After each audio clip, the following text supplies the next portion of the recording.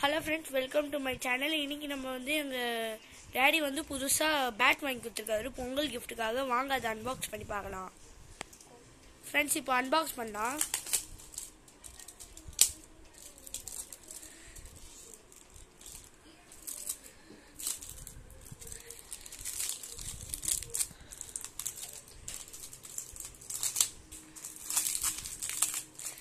ரொம்ப டைட்டா இருக்கு. நானும் என் தம்பியும் சேர்ந்து ட்ரை பண்றோம்.